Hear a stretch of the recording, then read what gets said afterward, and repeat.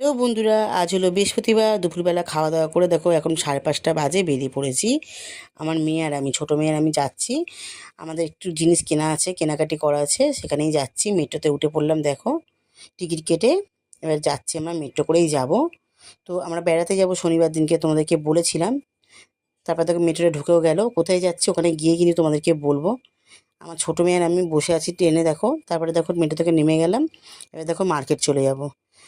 দেখো বন্ধুরা, সানগ্লাস কিনতে চলে এসেছি, সানগ্লাসটা লাগবে।